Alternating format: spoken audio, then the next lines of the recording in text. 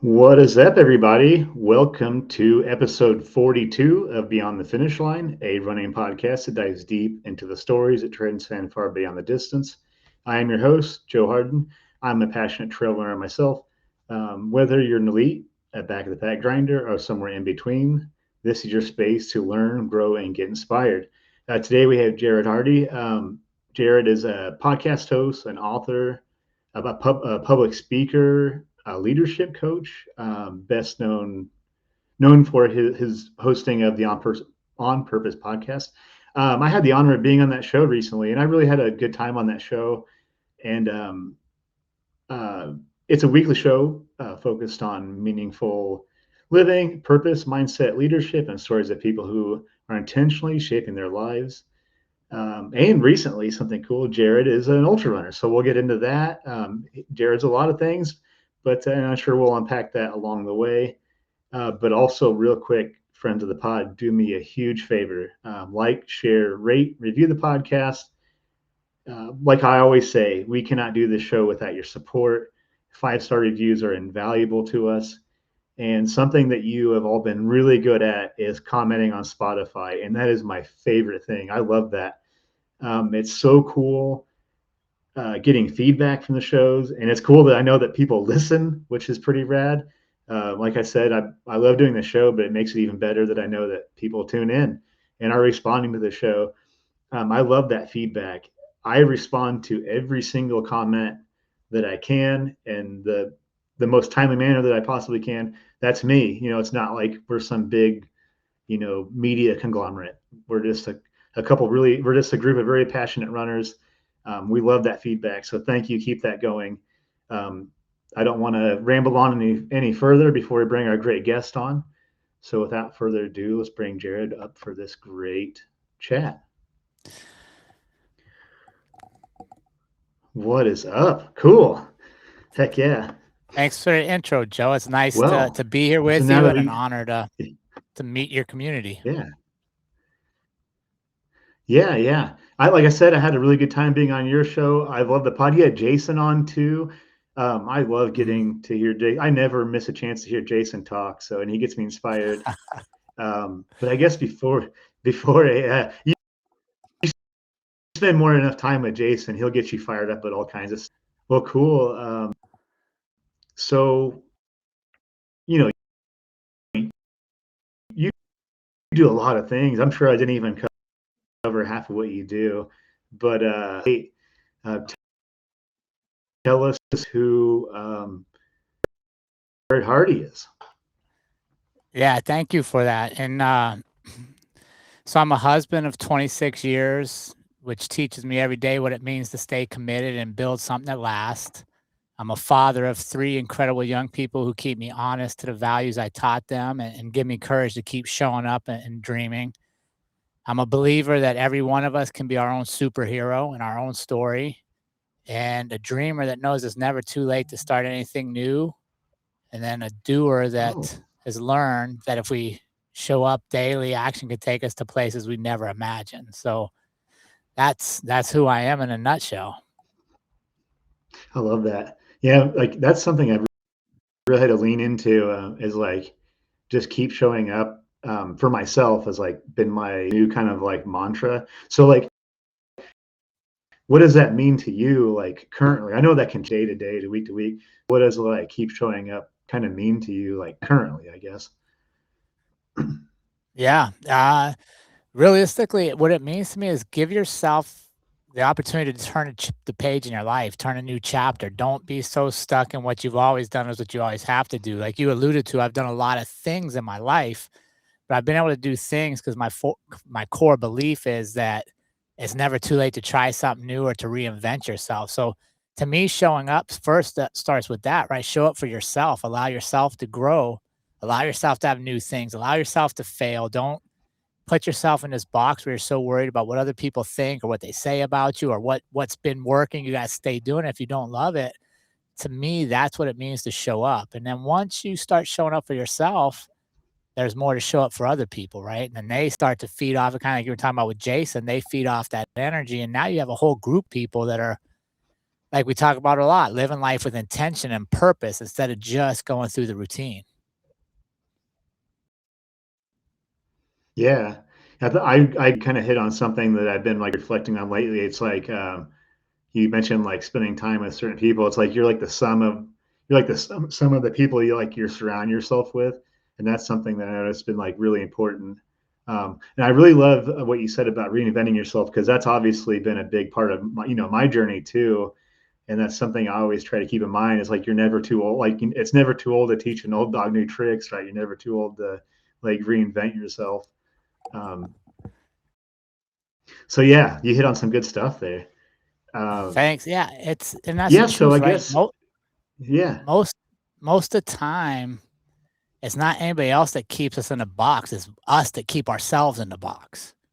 We put ourselves in a position where we're not allowed to yeah, grow, we're not allowed to change, and, that's one of the things that we've been really conscientious of raising our family and how we live our life is do scary stuff, get out there, try new things, and that's where the joy of life really is found, not in doing things that you don't enjoy, but because you expect yourself to do it. yeah. Do you think that's what gets in a lot of people's way? Is they're like kind of afraid to get out of their own way? That's kind of what I've noticed with myself. It's like my biggest hurdle has always been myself, even to this day. Something I constantly had to like kind of overcome. Yeah, I think if you look, it's easy to blame somebody else. It's easy to blame whatever you want to blame because then you don't have ownership of the problem solving, right? You don't have to solve it because it's not your problem to solve. It affects you, but you can't take control of it. When if you really look, you put yourself in these boxes a lot of times, and like you alluded to, we call it the circle of five, right? You're the sum of the five people you spend the most time with. If that circle of 5 is like the crabs in the bucket and they keep pulling you back down every time you try to get out, you need a new circle of friends, right? Which is why, like we'll get to, like why I took up trail running is I like the community of trail running. I like being there because everybody's trying to lift each other up. And as you said, it doesn't matter if you're in a lead, a mid pack, or a back of the pack. You're all out there making yourselves better. And there's a commonality in there and there's a bond in struggling together that you don't find a lot of places, and that's really why I like that sport. Oh yeah, yeah. Let's go ahead and dive into that. I mean, that's not what brought us together, but that's kind of what like the common bond we have, and I talked about that like on your show. So I guess I know you've done like multiple disciplines, right? I think are you in like mixed martial arts and stuff too? I guess we can talk about that, but um, I'm really curious about your running story. Yeah, tell us how you got started because I know ultra running is a pretty new venture for you, right? Trail running too, but Mhm. sort of. But so maybe let's run us through that. Tell us your story on that. Yeah, well, I did mixed martial arts for almost 20 years. I was competing actively. We owned a gym for a while in Colorado, and then after COVID, we had made some lifestyle changes and sold it, and we're traveling full time, and we're getting to a lot of exotic places, around the country and in Mexico, and I was hiking all the time, and then my sister kinda turned me on to Western states. One year, we were in Montana together for my mom's birthday, and we watched a live stream on YouTube, and I was like, "Wait, this is a sport? Like, running through the mountains and snacking is actually a sport." So, I just got intrigued, and I was like, "Wait, instead of hiking, if I go run these, I'm gonna get farther and see more." And that kind of spurred me on. But no, my running journey, I was a college baseball player, and then I was in the military and in law enforcement. So fitness has always been part of my life, but really running was discipline for not playing well in a game. Usually we had to run extra sprints or something. Yeah, Or during the fighting period of my life, we were running to lose weight to make our assigned weight classes. So it was never something I enjoyed. It was something I did to support other things I enjoyed, which is really fun now because now I'm like, wait, the run is the actual enjoyment. The run is the part I yeah, get to enjoy. So instead of running to like dehydrate yourself and get as fast as you can to the destination, now I'm like, wait, I get to run for 5 or 6 hours and just be there and enjoy the steps. And see scenery, and my son's out here, our son's out here with us now. I get to run with him and like have these conversations that we don't normally get at other places in life. And it's amazing. And I think that's kind of what you were talking about, your circle and showing up for yourself. When you allow yourself to do something new, you don't even know what you're going to find there, but it could be pretty Oh amazing. yeah, yeah, yeah. So what was like your trajectory? Did you do any road at all, or did you just go like straight to trail, Yeah, or just straight? I did some 5Ks, back in the day just for fun. We did some family 5Ks and run with your dog 5Ks. But I don't really enjoy running the streets. Like, it's never been my favorite thing. And because of our lifestyle, we're usually out near trails. Running is Oh, just the yeah. the natural thing I enjoy. So no, I honestly, I jumped right in. I did one like half-ass half marathon one day that none of us trained for, and we just showed up and did it. And it was a complete suffer fest. Um, and then I just signed up this last summer. My son and I, we did a 30 miler in South Dakota. And it's funny because even when I registered for it, they were like, "You don't, if you ever ran this far?" And I'm like, "No, I've not." They're like, "Why don't you start with the 20 miler or the 10 just to get your feet wet?" And I'm like, "I can't do that. 'Cause I know 30 is an option. And if I do 26, it's like four more. I already did 26. Why wouldn't I do these last four?" So we jumped in and did a 30 miler, and we learned a lot. It wasn't super pretty. And now we're going to make another leap in this summer of 2026. We're going to do the Copper Kings 100 up in Montana. I saw you signed up for that. I was like, so cool. Yeah, Wes. Yeah, Wes is such a cool dude. I He's been on the show and I've been on his show, and he, first of all, he's just a phenomenal. Like, if you ever need any help at all with any questions about ultra running, he'll be very quick to answer you, and he'll be very thorough and very helpful. So I'm super excited. That's your first 100 miler. Okay, like when you hit register, tell me all the feelings. Tell me what you're going through. Like, you finished a 30 miler, and then you just decided might as well send it and do Copper King. I love that. Yeah, dude. And no, and not only that, I had an alarm set on my clock to make sure I registered the very first day when it opened. I didn't even want to wait because I didn't want to talk myself out of it. I didn't want nobody else to tell me it's crazy. I was like, no, we're doing this. That's the feeling, right? Is like it invigorates you, right? Because how many times do we find ourselves talking about like, I'd like to do this thing, but it's not right this time. This time is not right this time. And then next thing you know, you're at the end of your life and you missed your window to do it. Right. So yeah, let's go. I Oh, got 100. Yeah. I got 6 months to prepare.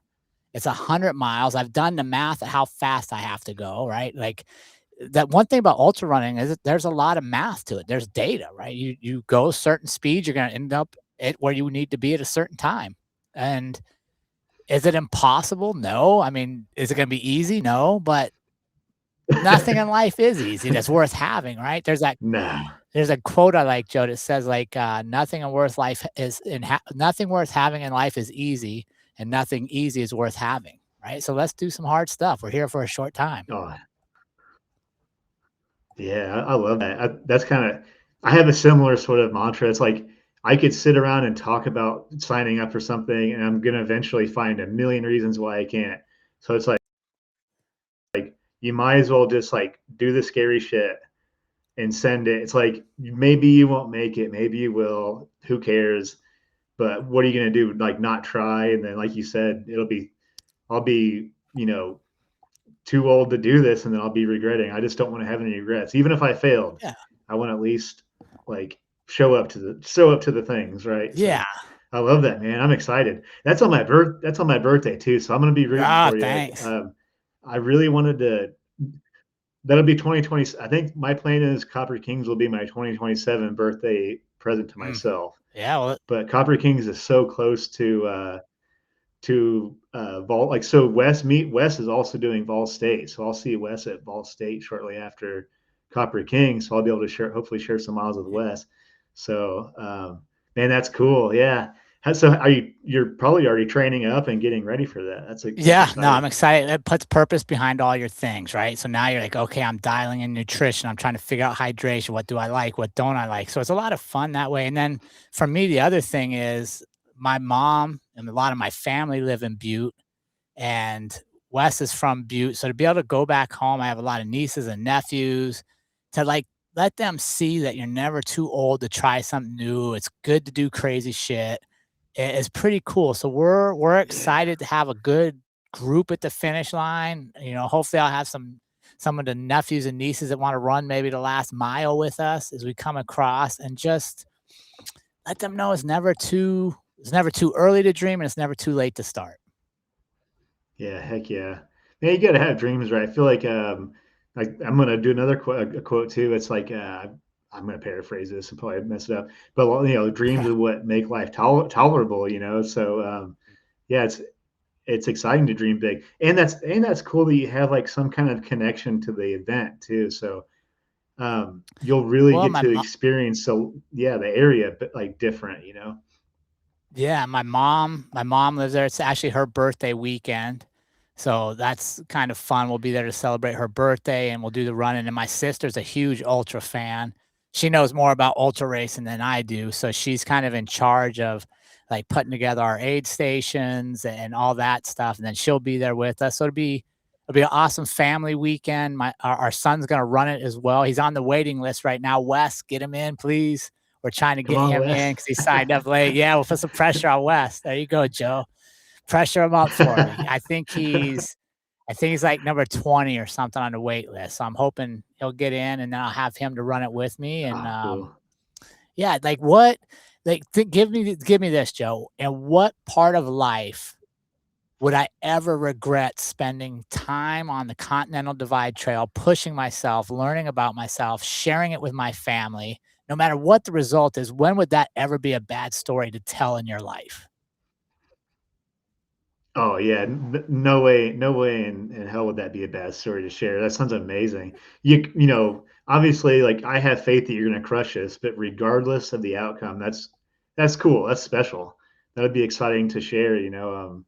That'd be really neat. Yeah, and Yeah, I yeah, think what you hit that'd be on there, cool. Joe, is the cool thing, right? I could do it and keep it to myself, and maybe I feel something.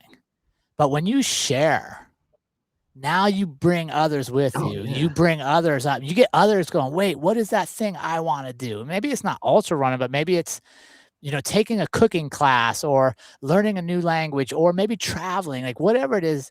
When you give yourself permission to do crazy stuff, other people are kind of like, wait, maybe I should do something like that. And this model we have of sharing, like, because I plan on sharing the journey on our social media and stuff, is the same thing when I did when we were fighting. We did all of our fights. We raised money for charities, and it got people questioning things, got people thinking about things, and that's, you can only do that if you're yeah. willing to share. Yeah, absolutely. I think it shows other people that, to your point, it doesn't have to be running, but it could be some other big leap they want to take. You're kind of showing them like, hey, it's okay. It is scary, but I mean, what's the alternative? Like not taking a chance on yourself or Yeah. yeah. No, That's you exciting. mentioned, right? Like, I could not do it because I might not make it, right? I might not make 100 miles. I have no idea. I've never done it before. So there's a chance it doesn't happen, but I'm at least going to show up and try. And if I never show up and try, who's the only person that lives with that regret at the end of their life? It's not all the people that said you couldn't do it. It's only you. Right. Oh, And I 100%. don't Yeah. want that. Like, I don't mind getting to the end of my life and being like, I tried some crazy stuff. I was good at some of it, not very good at others, but those are cool stories.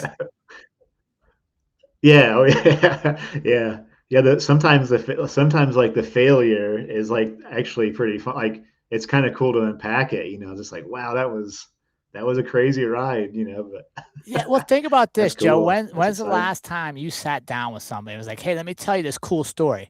So I tried this thing. It was super easy. I had no hiccups, and I finished first. Like, there's no movies about that guy. There's no books about that story. Like, nobody wants to read that because that's not how life works.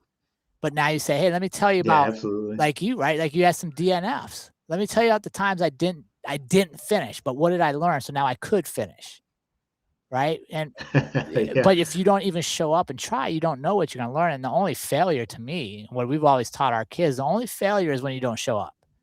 If you show up and Yeah, you 100%. don't win, that's not a failure. If you don't show up and you can't finish it, that's not a failure. You're gonna learn in that process. But if you don't show up, you're not gonna learn anything. Absolutely. So, what do you think you're learning, like about yourself now as you're like preparing Mm. for Copper Kings? Yeah, Like kind of along the way, like what? I guess I'm curious. Like I want to. I'm not going to be curious what you learn, like what you're learning now, and then if there's some way I can like touch base with you after Copper Kings, and like I kind of want like an update to that. yeah. So right now, if we stopped you right now and be like, what are you learning about yourself or about life along the way while you prepare for this thing? What do you think that would be right now? Oh, dude, that's so easy. I was just journaling about that this morning. It's simply this: enjoy the moment. Oh, cool. Enjoy the moment. Oh Right? yeah. Because if I go out and run today and I'm like, Copper Kings has 14,000 feet of elevation gain, and this trail I'm near in Arizona has 2,200. If I'm running those 2,200 thing, like, oh, I got to run this 6 times to make Copper King. I don't know if I can do this. Well, now I'm not enjoying what I'm running today.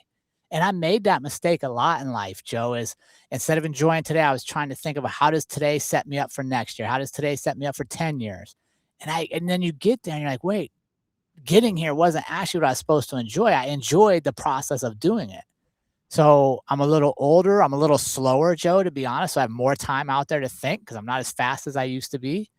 And Same. that's what I'm really learning now is like enjoy that step, enjoy the next step. I don't run with a lot of music, and it's because I like hearing my feet hit the rocks. I like being like I'm making all this noise. I'm moving myself. I'm seeing things. And Trey and I did a run up to Skull Rock in Palm Canyon, Arizona, a couple days ago, and we're the only people out there running. Everybody else is on side by sides and stuff, and we come around this corner and here's bighorn sheep on the side of a cliff just staring at us.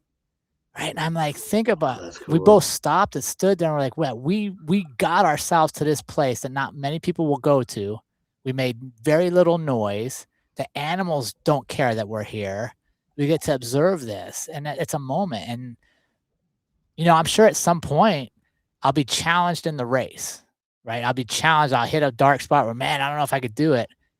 You think back to like, well, you ran out and saw bighorn sheep. You had this moment. That allows you to know you can get through a next moment. Oh yeah. Yeah, absolutely. Yeah, if there's anything I think trail running has taught me is like to your like what you're saying is like presence, right? I'm always thinking in normal day life, I'm always thinking about like the next deadline. Like I want to do this in a year, but if there's anything that's really come out of like my experience is like it's not always easy. It's like a practice, it's not perfect. It's just like being present in the moment, like learning to enjoy like right now, like right where your foot is, like right where your body is, like enjoy this like moment right now. I'm not good at it. I'm getting better at it because like and like what you're hitting at is I think it's like this like ultra running and like trail running has like taught me that. If I had to take anything away from it, like recently, like that lesson changes constantly with me, but yeah, Yeah. I love that. So that's cool. Yeah, you could have just been like a side by side zipping around and said you got to like enjoy something like that. That's a great moment. Well, and my guess is, Joe, the side by sides that did go by us were going so fast they didn't even see the sheep on the rocks because we were out there so long, slowly moving through the canyon that you got to see movement on the rocks. Like, wait, what is this? Let me stop for a second. And what I like, Joe, also is it parallels life, right? Because now I get to have this conversation with you. And because I'm practicing being present and focusing on what's right in front of me on the run, now you take it to your life. And now instead of talking to you, think about what I got to do in 20 minutes or an hour or tomorrow. No, it's all about being here right now because I don't know when we're going to have another conversation, Joe. Like neither of us do. We don't know what the world holds Yeah, between now and when we reconvene. So why would I not want to be here? Right? Why would I not want to give you my yeah, 100% attention so I can learn from you and you can learn from me and we have this moment that maybe we'll draw strength from in the future. But there was too many oh times in yeah, my life that because I was very goal driven and we had a fast paced life, like I'd look at this, but I'd be here, but I'm really not here. I'm over there. And that's what I like about trail running. That's, I think, how it applies to real life is the joy is in your moments, not reaching the end of things. Oh yeah, absolutely. I love that. Yeah, that's a good one. Yeah, 100%. It's like, yeah, everything else is just so busy and crazy, and it's like such a, there's nothing else that slows it down and really puts things into perspective. Like, I mean, I know other people have their sports, like other hobbies that probably do that for them. So I can't speak to that, but there's certainly something about it. And being immersed in nature is huge. And yeah, it's just, yeah, thanks for sharing. That's cool. Well, I have never seen bighorn sheep in real life. I bet that's pretty wild. oh, it's so awesome, man. And they were probably, I don't know, 800 feet up this cliff. How they even walk up there blows my mind because they're big animals and they're walking on this cliff and we're down below. And Trey wanted to stop and watch them for a while, but I'm sure other runners have had this. Is we should have been back like 45 minutes before we got back. We were only going to go for 3 hours. We kept going further. It ended up being 4. And I'm like, dude, if we stand here too long, like then the girls are definitely going to come looking for us. We got to get back. That's awesome. Yeah. That's cool. So yeah, I mean, I enjoy it. And I don't know how long I'll run. Like it's a chapter I'm writing now for my life, but I'm going to give it my all. And do I expect to win anything? Absolutely not. I know I'm definitely not elite. Like I get reminded of that, but there's honor in the attempt, right? And there's honor in the struggle. And there's a lot of stories to be found within yourself when you know that winning something isn't possible, but you're going to see it through and complete it. Oh yeah. Yeah, there's something about knowing that you're no, I mean, not to take away from like elite athletes, I think they're great, but there's something about like mid packers and back of the packers that they don't even know if they're going to meet like a cutoff. Like I've been there myself, um, and there's just something about that to me that's like a totally different level. Like they're doing it for like one reason only, and it's for themselves and for like love of the sport. To me, I think that's just like kind of, you know, like I said, not to diminish elites, but I think to me, like the real heart of like grit and like the sport is like in the people who know they'll probably never podium. I think Mm. that's like my favorite. That's my favorite group right there. They just love it. They love something about it, or they're like learning something about themselves. It's just to me that's kind of like that's real special to me. Yeah, no, that's where the community is, right? And that's where the moments are shared. And yeah, and I've never done it, right? This is going to be our first go at it. I believe I know we'll learn something. I believe we can do it, and we got time to prepare. So Oh yeah, I think it'll be a fun process, and I'm looking forward to it. heck yeah, I'm excited. I'll be definitely following along. This is so cool. Yeah, Cool. and Heck yeah. it's funny. It's Western States weekend too, so it's like I think we Copper King runs Friday and ends Saturday, and Western States is on Saturday. So get done in time to see the real runners out, the professional runners out there doing their thing. That's rad. So not to get too far ahead of yourself, but would you would you ever do anything beyond 100 miles? If I mean, obviously Yeah, that's probably going a little too far ahead in the future, but yeah. I don't know. I don't would know. I don't know. One, I gotta run it through with my wife because she's, a big part of the team here. She wasn't yeah, super yeah. pumped on a 100 mile. I was like, my goal's like 30 hours. I think I can do it in 30 hours. She's like, okay. So if I told her like, yeah, let's sign up for a race where I'm gonna be out there for 4 days, I don't know that she's down with that yet. So we'll see. I never say no to right. Like I'm not gonna say Never say- no right away, but we'll see. I wanna enjoy the Copper Kings. I wanna enjoy the training time with Trey and bringing our family together and supporting Wes's event in Butte because Butte's an amazing town that I think bringing this community to them has such a positive ripple effect on what it means to sacrifice it to be an athlete and to give those kids hope. So I'm gonna enjoy that, and then we'll figure out what's next afterwards. But that what Okay. next question is always really scary to my wife because she's like, "Why are we doing something crazy again?" It's good to have a support system, but yeah, you have to be like, "Hey, is this okay?" Like, totally understand. Yeah. I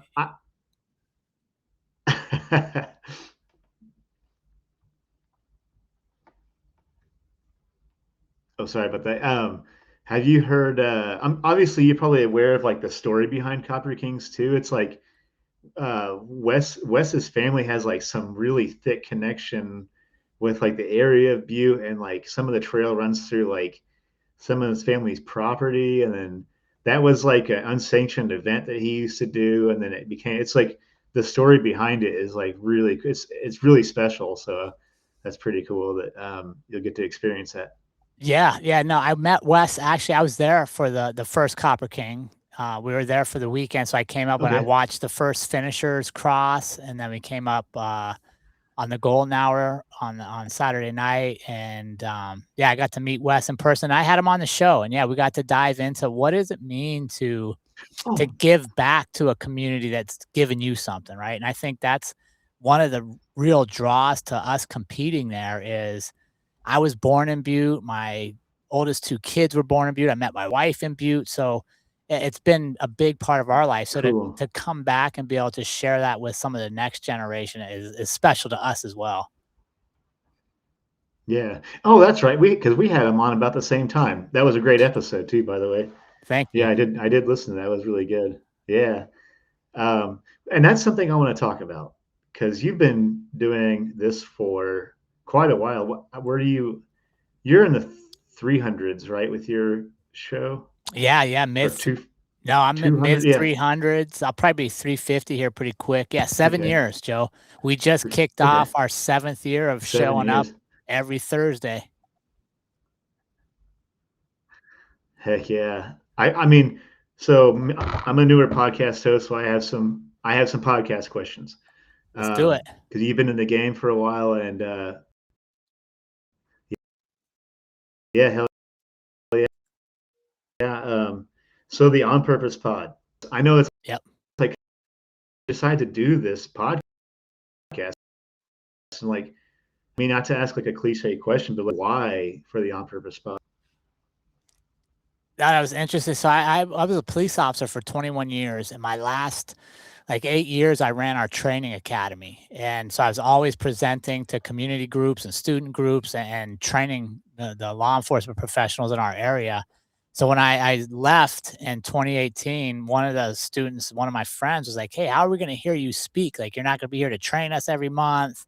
You should start a podcast." And I was like, "Well, I've never done it." And, it was 2018. So I researched podcasts and we decided, like, okay, let's do a podcast. It sounds like a fun adventure. And I didn't know anything about it and just slowly progressed. My wife actually came up with the name, the On Purpose Podcast, because we're very purposeful in how we live, and things have a purpose of why we're doing them or we shouldn't be doing them.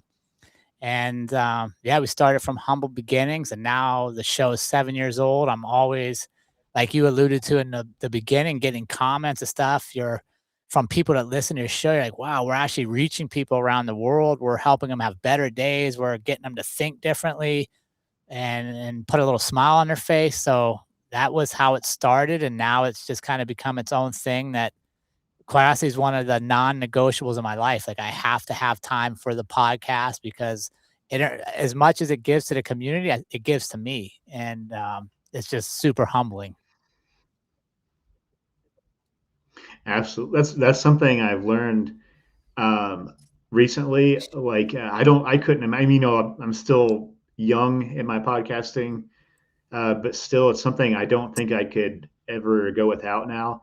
It's become very important. Connections have been huge, and I think I do it for many reasons. I love sharing people's stories. I feel like everyone has a story that's worthy of sharing, and also like maybe it's like a little bit of a selfish thing too, but like it's like a bucket filler for me. I've learned like so much from other people by having these conversations. That's something I wanted to ask you because this is something I'm curious about. 300 what in 50 350 episodes. That's a really big body of work. What's something that you've learned about like yourself as you know, since you've been hosting the On Purpose podcast? Well, that's a good question. Something I learned about myself from the show, um, is that I could be a better listener, right? I think if you go back and watch me, when we first started bringing on guests, I probably didn't listen as good as I should have, and I didn't pay attention to like what by listening you get the next question, or um, you allow people to dive deeper into the story than maybe they normally do, because in most conversations they're getting rushed in or out because we don't have real time to sit with each other anymore. So I've learned that about myself, to really just be Yeah. present, and kind of like the running, be present there, listen, and ask that next question that maybe they don't get a lot of time, that really allows them to expand their story. Oh yeah. Yeah, that's something that's like it's incredibly it's like way harder than you think to like dial in active listening. Like I'm not the best at it, and it's just been something I've really, really, really had to work at. So yeah, good. You know, I kind of love you. I love the fact that you mentioned that it's like something you've been working on, because sometimes like I could have been way better about. You know, I'll go back and listen to some shows. I'm like, I could have been so much better at like being a little bit more engaged, or but it's hard, you know. I mean, think Yeah. about like the life that we live now with like we're just like bombarded with like these like little short clips of conversation. It's like kind of gone are the ways of like long form Mhm. conversation. So it's like really hard. It's a lot harder than you think to do, Well, and I think to um your point there, Joe, like one but of the yeah. things is because you're a smaller show, I'm a smaller show. I have a producer, but my producer's off remote, so I send everything to her. So while we're having a talk, I'm also making sure our audio is still good. I'm making sure we don't have a lag on the internet, right? So it's easy to get distracted by all those things and be like, "Oh shit, what did you just say? I missed the next question." And so I guess that's one of the things, is I've dialed in my systems. I've kind of gotten rid of what doesn't work or what's not reliable, so that when I am having a conversation, I'm most of the time able to just focus on talking and Indeed. not worrying about anything else. Well, it shows like I just it's a great show, and I mean you got me on some questions. I was just like, damn, that's really good question. So yeah, I I know there's a couple of them I Yeah, was like, I don't even know how to answer this right now. you know what though? I mean, here's how I think about that, Joe. Is like, it's an honor to share your story, right? So when somebody wants to share their story with you, it's an honor to you to listen to it. So be present, ask questions, allow them to have the stage, share the story. Because like you said, we don't get to do that much in life. How many times do you engage with conversation with somebody and it's all about what they want, what they need, and they don't ask you one question and boom, they're gone to the next thing. You're like, wow, what was that? Like, I just got ran over by a truck. And that was a conversation. Well, it wasn't really a conversation. It was a one-sided, here's what I need, let's move on. Um, so to get here and to be able to be like, okay, you wanna share this with me. You had this crazy moment in your life that changed your life. Like, let's talk about this. What can we learn? What can we share? And I think what we do there, Joe, is when people are like, wait, Jerrod's not that much smarter than me. Jerrod, he isn't special, but he shares his story, and I like his story. They find that they might like their own story too, and that they start to share their own story. And when we do that, the world's a much better place than what we think it is. Oh yeah, yeah, 100%. And it's like freeing to share your story too. And it's I love it when when something like like you say you share something, or you hear somebody share something like really resonates with you. It's like I really needed to hear that. So I think that's like really important to do that. You know, like to share your story or share other stories. I feel like it's like you know we're definitely missing a lot of that.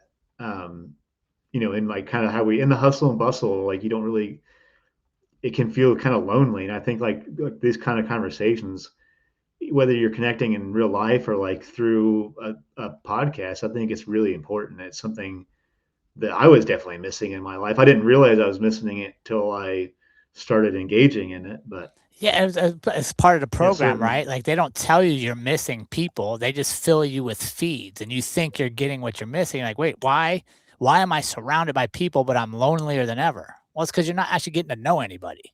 Why do I have all this information, but I don't know much, right? Because you're not actually learning it. You're just caught in the process. And yeah, this is an opportunity to sit and share and go, wait, that's a good question. What, like, those are the conversations that are fun to have is, wait, let me think about that. I haven't had to think in a while. Right. And Yeah. there's a quote I love out there, Joe, and it's kind of really big in our life is if you and I agree on everything, there's no need for both of us, right? Because we're the same. Oh, that's So, good. like, what kind of conversation are we going to have if we agree on everything all the time? Right? Because then I'm not learning from you Yeah. and you're not learning from me because we already think we know the same stuff. And when we get past, like, wait, let me add, whoa, Joe has a different opinion than me on this. Let me learn why Joe thinks this. Here's the funny thing. You might be right, and I could have been wrong my whole time. Right. And that is one of the things I've kind of taken with life as I've gotten older is I assume I don't know anything anymore, Joe. It's freeing. There's no responsibility when you don't know anything. And it lets others tell you what they know, and they may know more than you. Oh, absolutely. I laugh because I totally agree. Like, I forgot what I was being asked a question and, recently, and somebody, I can't remember what it was. It was like, honestly, I don't know shit. Like half the time I'm just like, I think half the time I'm just like guessing my way through things. But I can think it's funny when you like reach an age, you're just like, I really don't think I don't know. I'm just doing the best I can. So Yeah, I think yeah, that's with I love maturity, that. right? It is freeing. Yeah, dude, it's Yeah. amazing. Like, I wish somebody had taught me that in my 20s. Like, hey, go be a professional, but don't think you gotta know all the things. Just be in there and be like, I don't know. Let me learn from you. Life would have been so much more enjoying for me because I can't imagine the amount of good people I didn't get to know or the things I didn't get to learn because my ego and my arrogance said I already knew it. And now I'm like, wait, my time's short. I'm in my mid 50s now. I need to learn more. I don't know anything. Yeah, absolutely. Yeah, that's good stuff. Cause it's funny that you say that because I've just like was literally just having that same like conversation and thought not that long ago. I'm like, I don't know, but I just know I'm probably wrong about most things. And if someone, can teach me the right thing, I'll absorb that and I'll be good with that. But Yeah, and I love that. I mean, Um, that's what life's about is learning from one another and finding the commonality because we're so much more alike, Joe, than we are different. But other things in the world want to make us split hairs all the time and we're this, we can't be that, and you think this, you can't think that. And the truth is none of that's really true. You could be a lot of different things. And when we get to actually know each other and hear stories and go, wait, wow, that's an amazing story you overcame. We have grace with one another. We're kinder to one another. We don't look for oh why we're yeah, different. We find the commonality and then we live in that space. And that's a much, much better place for all of us to be. yeah, absolutely, absolutely. So that kind of you may have answered this question for me because this is something I highlighted because this is something I'm like really curious about. As you've been hosting the show. So what do you think that you've learned about like other people along the way Mm. to 350 episodes of Non-Purpose Podcast? I would say one of the most influential guests I had on the show has taught me probably what I learned most, and that was Zach Mercurio. He's a PhD out of Colorado State University.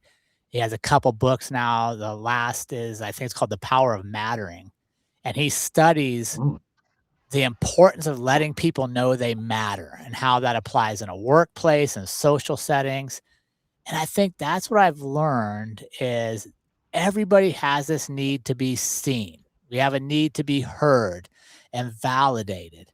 And that's what I'm allowed to do with the show is let you know your story is important. Let you know, Joe, that your struggles have led you to a better life. And thank you for sharing because those are going to make somebody else see, wait, I can do this too.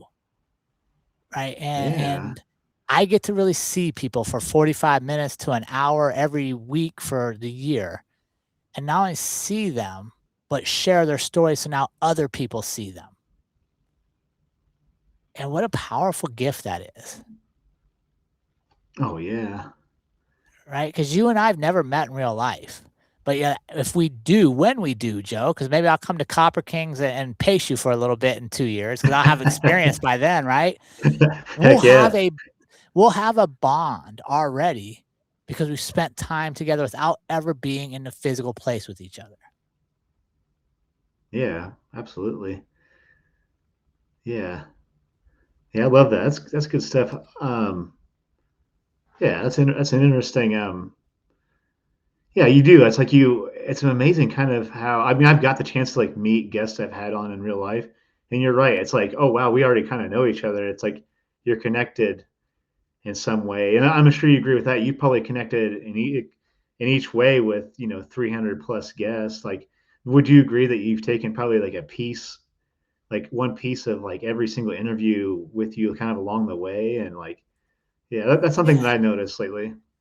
Yeah, I would say you take something from all of them, and then I like to like, I call it the on purpose community, and I tell our guests, like, "Welcome to our community." And I've been blessed to actually meet up with guests in real life and host meetups and do things that bring the podcast to life for people. And yeah, actually, at the last Copper Kings 100, Natasha Swartley was the medic up there. Well, she had already Yeah. been on the show, and not only has she been on the show, but my mom listens to the show. My mom loved her story, so here my mom is getting to meet people that she normally wouldn't have met and get a big old hug, right? And it's you look at that and you're like, wow, that is what we're creating by giving people a place to share stories that other people will connect with. And it's Oh, not I all love that. about it's not like and that one of the things is I don't need blue check marks behind every guest name. I don't need multi-million CEOs and all this.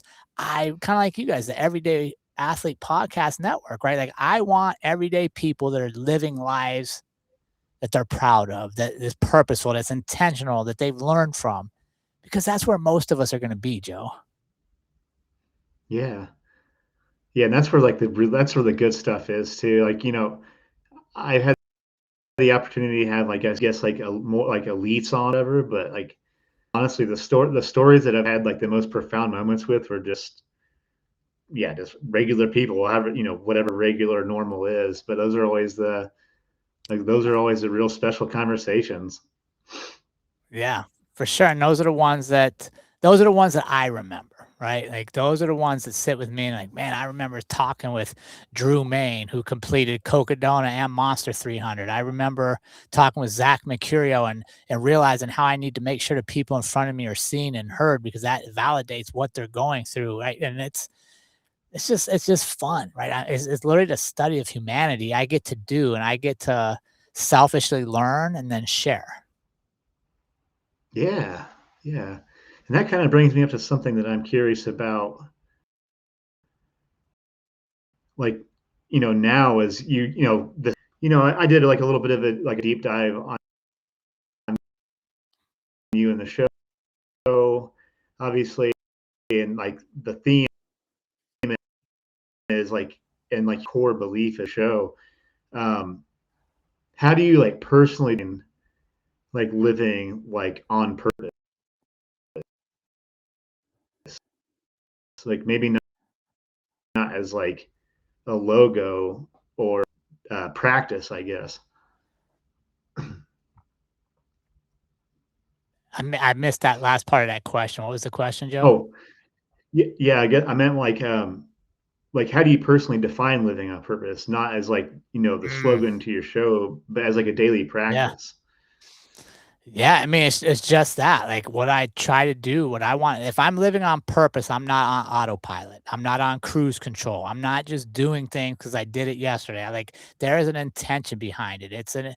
Whether it's the conversations I'm having with people, I'm being purposeful to thank the cashier at the grocery store, to ask people how they're doing, to smile at people when I see them on the street, to engage, to learning, reading, sharing with my wife, learning from my kids. Purposeful living means just that. Like every day, I'm trying to make myself a little better so that I can give a little more, right? Because I think to make this a little longer, I think we have a bad taste in our mouths. We're told that being selfish is bad and being selfless is good. And I would argue that you can't be selfless if you're not selfish, meaning I have to fill me first to give you more, Joe. If I neglect Oh me, yeah, if I neglect my fitness, if I neglect my learning, if I neglect all that makes me happy, to try to give you more. Well, now what I'm giving you from isn't my best. So you're actually going to get less. Right. So being purposeful means I'm going to be selfish a little bit. I'm going to take some time for me every day to make sure I'm doing the things that I need physically, mentally, emotionally, because now I can give you at a higher level. I can give to the community. Being purposeful means I wake up every day and I know, like, okay, if this is my last day, what should I be doing? Well, I should be kind to people around me. I should learn something new. I should do something that makes me break a sweat. I should do something that makes me feel something new, right? And enjoy the people that I'm around for that moment, because I don't know when I'm going to get it. And that's the big thing, is I don't know when this ride of life ends, Joe. And I don't want to get there and go, damn, I wish I'd have paid more attention. I wish I would have shown up more for my kids or my wife, or for this interview. I wish I'd have paid attention to Joe a little more instead of thinking this, right? Being purposeful means being in your moments. Yeah, I love that. It's kind of like I kind of have the same sort of mantra. It's like put on you oxygen mask first before you help other people.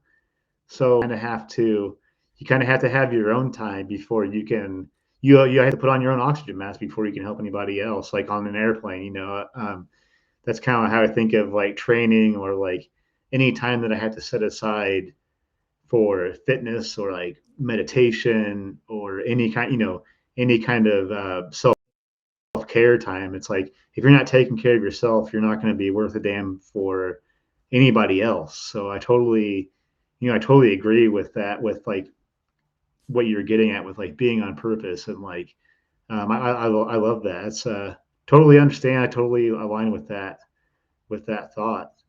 Um, yeah, I love that. It's good stuff, man. Yeah, you blew that one. That's good. Thanks, man. Yeah, it's just how we live, dude. And that, I guess that's one of the things for me, Yeah, is I want it to be yeah, I authentic. love that. Like when you meet me in real life, I want you to be like, damn, he's the same dude as he is on the show. That he's not faking it. It's literally him. Um, because in today's world with Instagram and social media and all this, sometimes you meet people and you're like, hey, you're not anything like you are on social media. Like, that's okay. I don't enjoy that energy. I want authentic. When I meet you, Joe, I have no doubt you are Joe, right? There's no doubt in my mind. And that's important to me. And I think that's being purposeful, is knowing who you are and what you have to give is important. And you don't need to be anything else. You don't need to be Yeah, anybody else but you. yeah.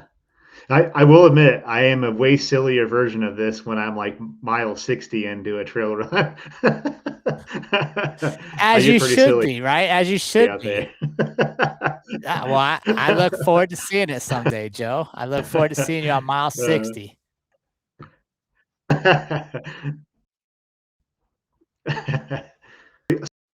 so something I'm curious about, because I live vicariously a lot of people that I see that live this like lifestyle. So you and your family in an Airstream. I think this is probably one of the coolest things ever. I love Airstream trailers. I've always loved the idea of like living like this nomadic lifestyle. I have to unfortunately have to report to one single building every single day. So the idea of like doing this, so you and your family travel like all over, right? And work out of your Airstream. And I think that's just like the coolest thing. Yeah. So how did that like? Tell me how you got to doing this. I guess I'm just super curious Yeah. about that. No, that's a great question. It's all my wife's idea, so I grew up on the East Coast, right outside of DC. I was a city kid. I didn't really enjoy camping. When we raised our family in Colorado, we didn't go camping. We just had a lot of sports going on, a lot of busy family time.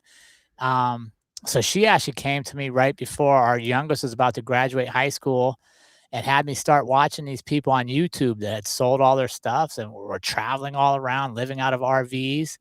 And she had her mind set on an Airstream. So we ended up stumbling into a couple in our town that was selling a pickup and an Airstream trailer. And we bought them both from them. And Joe, I'd never had a pickup, Oh, and I had cool. never pulled a trailer of any kind before we bought the Airstream. So I had to watch like Yeah. YouTube videos on how you back a trailer up, and took some of my son's Matchbox Y- cards and like was practicing like, okay, if I turn this way, the trailer goes that way because it's opposite. And it was a whole thing. And I guess the biggest lesson that I would share for that is it was her dream, right? This lifestyle was her dream. It was never mine, but I got to be part of it. And that's one of the things sometimes is we don't participate in other people's dreams, but when you do, you might realize you really like it. I had no idea I would love this lifestyle. And I would never have thought of it for myself. She thought of Yeah. it. So I'm like, well, I don't have a good reason to say no why I can't do it. So let me learn what I need to learn and then we'll go try it. And now, yeah, this is our 5th year. We live in a 27-foot Airstream. It's just the two of us. Our kids are all grown. They're out traveling on their own. Okay. It's the two of us and our golden doodle oldest that you'll see in some of the running videos. And it's we've done last year we did coast to coast. We went from California all the way to Florida and then back into Wyoming for the summer. 2 years ago, we spent all winter in Mexico driving around. So it's amazing. It's freeing, and yeah, it puts you in the place to get out and see some amazing country. Ah, man. So that's life goals right there. Were you reluctant at all, or were you just like, all right, like let's do this thing? Um, no, I don't think I was reluctant. I was nervous as hell, and it's funny, right? Because Nervous? most of our relationship, I do the scary stuff and she gets nervous and kind of supports and like when I'm fighting, like she's super nervous. The day of the fight, she can't eat and she has no control over the outcome. She's just support. So the roles were reversed. She really wanted to do this and I was super nervous. Like, man, I don't know. Can I learn how to do this? Well, I enjoy towing a trailer. Like, how much stuff do I have to fix? I was never a super handy dude at the house, but now when you're out here in this, you got to fix a lot of little problems that pop up. And what I've found is I enjoy it. I like the challenges. I like for us to look at a map and go, where do we want to go live? Like we're in Palm Canyon, Arizona. So we're like 2 hours outside of Phoenix by a little town called Quartzsite, has all the stuff we need. And we get to sit here for 14 days and we'll move somewhere else for a little bit. And it's yeah, it's awesome. And I guess here's the one thing I'll tell you. People are always like, what's one thing you've learned traveling for 5 years? Is this, Joe? 99% of people you meet are going to be very nice and very awesome because we're Okay. meeting people from all around the world traveling. In 5 years, I could probably tell you that like on 5 assholes that I've met, that I'm like, I don't ever want to see that person again. The rest, you're like, wow, these are good people. Like they're out here traveling as well. They're trying to find something new. And it lets you know that the world's not as bad a place as you might be led to believe. Okay. Yeah, I was curious if that was going to be like what I was going to ask that question. So I'm glad you hit on that because it's like, do you ever like whenever you talk to people, you always get the feeling that like this town's like, well, those people over there are this way, and don't go over there, don't go to that neighborhood. It's a bad neighborhood, and I just wondered if like traveling has like shown you that's probably bullshit anyways, and as a whole, people are just really trying to do some good. Yeah. And I was hoping that you would say that. So I'm glad that you said that. I'm No, glad you hit on that. But dude, and it's so true. Like, here's what I'll tell you is, some of the most in your normal life, one of the things we do is we ask people, "What do you do for a living, Joe?" Like one of the first things we, "Hey, Joe, I'm Jerrod. How you doing? What do you do, Joe?" And you're like, "Oh, this is my job." Right? We are so ingrained to introduce ourselves by what we do. Well, here's what I'll tell you. When you're out traveling like this and you're living in, I think we are in 217 square feet, and you get to meet somebody that you haven't met before, one of the least interesting things you can talk about is how you make your money, right? What we yeah, talk about is, hey, where'd you come from? Where are you going? Where's your favorite place last year? Oh, I've never been there. What'd you love about it? Oh, let me tell you about the cool spot where you have this epic view. Like and it's kind of fun because out here, how you make money is irrelevant. Your social status is irrelevant. It's all about where are you going and where'd you come from, which is similar oh, I to love that. trail running, right? When we're running on the trails, nobody cares how much money you make, What's your job? We just want to make it to the next aid station. We want to make it to refill our water. And if we have company to talk about fun things like where's your favorite place to travel? What do you do for fun when you're not running? Like what's your favorite snack? What can you not wait to eat when you get there? That's what we remember. And I would tell you the nomadic life, the campfire stuff is just a quick cut to conversations that are actually important and that you want to have. Oh yeah, yeah. I love that. Yeah, because like I mean, like I don't think I. It's not that I don't care what people do for money, but it's like it's really not something that ever comes to mind when I'm like trying to get to know somebody. So I love that like you hit on that. It's just like it's kind of like a control delete on all the other stuff, and you just get like right to the nitty gritty of getting to know somebody. So I think that's just like so cool. Well, and it's I think it's this, Joe, like, and well, especially being a police officer. When I was 21 years, I was a police officer. I know a lot of people that they were a police officer all the time. Like that was their identity. And you'd come to a barbecue and you'd be like, Joe, let me introduce you to Jerrod. Jerrod's a police officer. And like, it's the first thing people hear. And then they're deciding if they want to have a friendship with you or not, but they don't even know you. Right. And we do that all the time. Like, oh, hey, what do you do? I'm a CEO of a bank. Oh, okay. Well, I'm interested in banking. Now I want to be friends with you, but I'll dismiss the guy that maybe is a custodian at a high school because I don't find that job as high, on the socioeconomic status. But I could have learned more from this guy. Yeah. Whereas out here, like we're literally none of that matters because you're all in the middle of nowhere. Oh, yeah, I love that. And we get to see who we are, and we're only going to be together for short periods of time because you're both crossing. And I guess that's one thing I take away is this philosophy of if I'm in motion, me and Andrea are traveling, and you and your wife or your partner are traveling, and we meet in a desert outside a small town in Arizona, the odds of that happening aren't very good mathematically. We could have taken any other road, showed up at any other time, and we'd have missed each other. So the fact it did means I'm supposed to learn something from you, Joe. So let's have a campfire and let's talk. Let me figure out why did we meet? What was it? And we've met friends from our first year. Actually, they're camped right next door to us for this weekend that we would never have met. They were in they were an LA music producer and a Pilates instructor. We were from Colorado. Our paths would never have crossed except for meeting at a random campground. Right there. Yeah, it's meant to be, right? You're supposed to have met that person. But we don't do that like that's wild. when we're in our normal life. Like when I say normal life, when I'm back in my cul-de-sac, when I'm back in my house and I'm going to the same job every day, and other people are going to their same jobs every day, and we cross paths. We don't have time or space this time to go, wait, why do I cross paths with this dude every day, but I don't know him? Out here, you have a lot more time. You have a lot more freedom. And it's almost silly that you meet people and you don't be curious as to why you're meeting them. Yeah.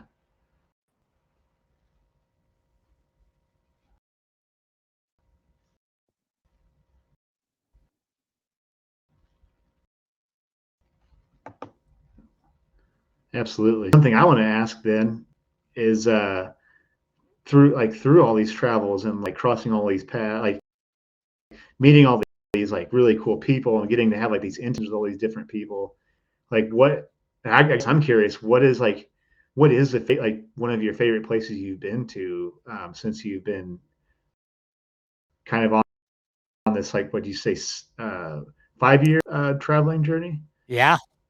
It's our 5th year living full-time in Airstream. Honestly, here's the answer I tell everybody when they ask my favorite place. It's usually the next place I'm going is my favorite place because I've never been there. I like that. We very seldom go to the same place twice. So my favorite place is the next place I'm going. Now, if you ask me like over the course of a year, what was your favorite place?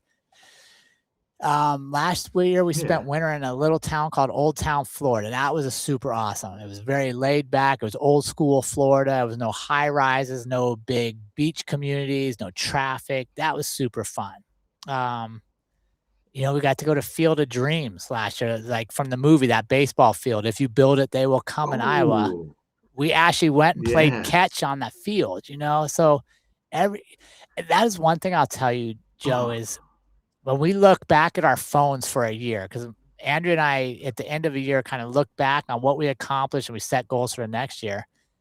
You're amazed at how much you see in a year that we didn't used to have time for in our other life.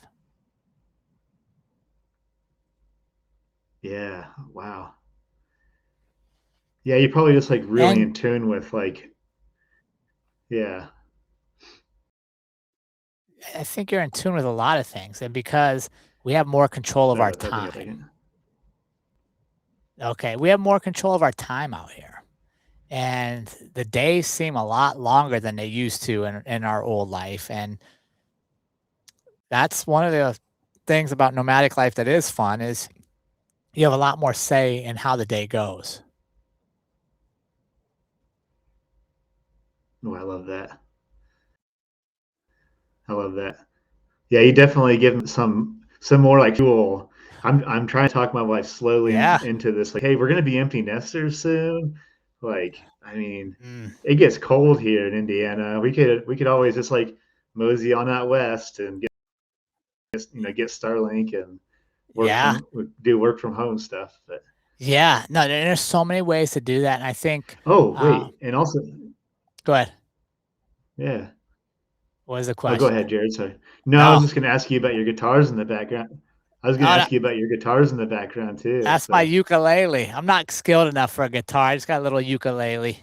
oh, ukulele. Okay, cool. Okay. Sorry, I know Yeah. that was random, but I was just like, oh, I see an instrument back there. Yeah. No, dude, that was my 50th birthday present. And this is a funny story, right? I was never into music as a kid. I remember in 6th grade getting kicked out of music class all the time because of my behavior. And I just told myself this story my whole life that I was no good at music.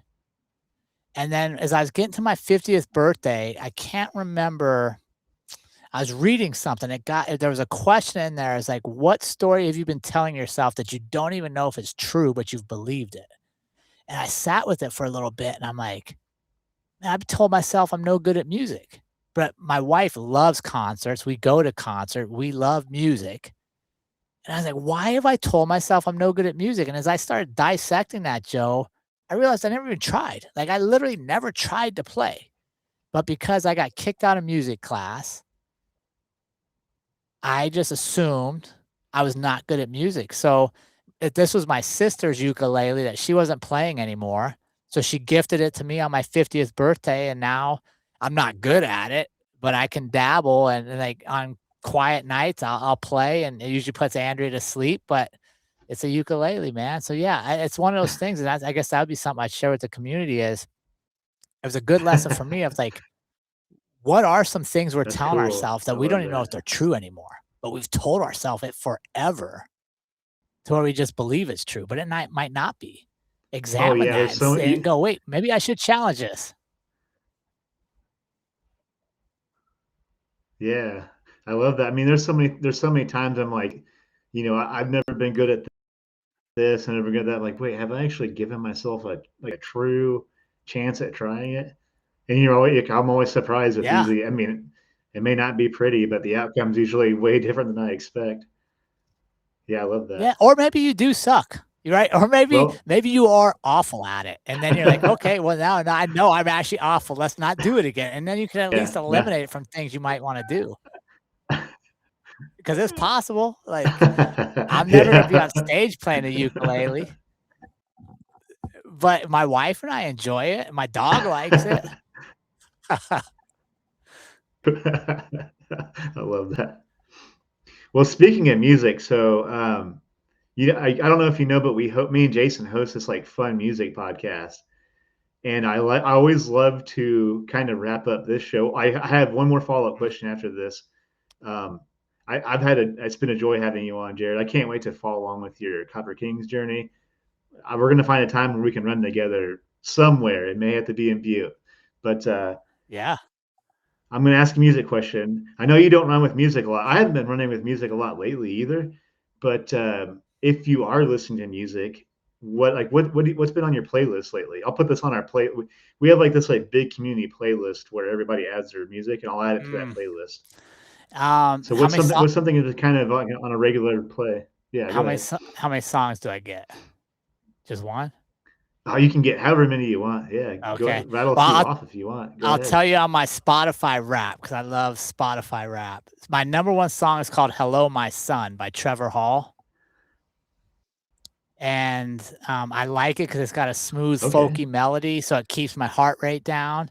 And it's all about him welcoming his son to the world and like seeing the world through his son's eyes. And it just reminds me of my family. It reminds me of our son. It reminds me to enjoy the moment while I'm running. So that's my I'm big on putting something on just a loop, and I'll like if I'm gonna run to a song, I run to that same song for a long time before I switch it Oh, out. So that wow. one's big, and but I write the same way, Joe. If I'm gonna write, like, because I wrote a book, I'm working on another book. When I write, I don't have random songs going. I put the same song on over and over so I can kind of feel the story, and then it becomes kind of background noise. I'm not getting caught in different emotions of songs, but Hello, My Son's number one, and then Cody Johnson, Till I Can't. That one I'll put on a lot, a little Okay. country song talking about chasing dreams because All right. dreams won't chase themselves. You know what I mean? And like, okay, that's right. This dream Ooh. won't chase itself. So I got to keep on moving. That's kind of the chorus of the song. So those would be my two that Oh, I'd I put love that. on loop a lot. And then every now and then I'll just throw on a podcast. Like if I have a real long, slow run, I'll throw on a podcast that'll get me through, a couple hours. Cool. Yeah, I'll add this to. I'll have to add that to my morning run commute. Sounds like some good stuff. Um, Yeah. Something I'm curious about. Yeah, but there's a lot of stuff we didn't cover in this pod because you've done a lot of things, but outside of like running and like mixed martial arts, like outside, like just tell something about yourself that's maybe not related to like anything that you'd shared, like your history of law enforcement. I know you write, but also maybe something that you enjoy doing that's not related to like any of those things. Man, something I enjoy doing that's not related to any of those things would be that's a really good question. Um, I enjoy helping others find their ability to believe in themselves, right? Like if you would ask me what Ooh, superpower could I have, if I was allowed to be a superhero and have a superpower, it would be that I would be able to get you to believe in yourself. Because once we believe in nice. ourselves, we don't we what's possible starts to change, right? And Yeah. that's that's it. So that's through coaching, right? Through giving back, through speaking to others, to the programs we run. And it's really, if I boiled it down, that's what I love doing is getting people to believe in themselves again. In a world where we get told what we can't do, who we can't become, why we shouldn't get along with somebody. I want to be the opposite and be like, no, let's believe in ourselves and let's believe in the people around us. And that's the kind of world I want to live in. And we get to create it, right? And it's nobody else's job to create that for us, Joe. So I can create it in my little circle, you create it in your little circle, and the world becomes a better place. Oh, I love that. Yeah, I love that. Um, so I know this is something I did kind of give you a little bit of prep time for, but I'm curious, like, what if you had to leave us with some closing advice? Like, what would that be? Mm. Don't try to be perfect, right? Don't live your life trying to be perfect because that fear of not being perfect keeps you from doing the things you're going to regret later. You don't have to be perfect to have an Hmm. impact for your family. You don't have to be perfect to try something, right? You just have to have the courage to go, okay, I'm afraid. Let me step forward anyhow. I'm afraid. Let me go try this. Ooh, I love that. And your story isn't about being perfect. It's about being you and showing up for you. So that's what I would leave the community with is let's take time and think when we hear this, what do we want to do what we haven't showed up for? And why are we not showing up? And what happens if I do show up? And then we start showing up.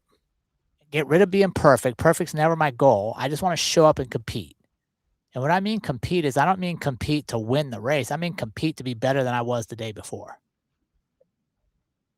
Oh yeah. And then imagine if you do that every Yeah, I day for love that. 365 days, imagine at the end of the year how much progress you've made.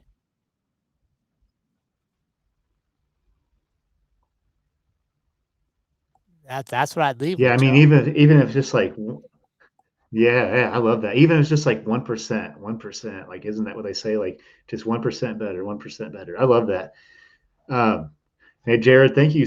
Like, it's been an honor having you on. I'm blown away, man. You left me with some good stuff to think about on this one. To be completely honest with you, some of it left me speechless because I'm just like, damn, yeah, that was good stuff, dude. So I appreciate the hell of you coming on my show. It's been cool getting to know you. I had a great time on your show. I love what you're doing, and keep it up. Um, just real quick, tell everybody, like, obviously plug your show.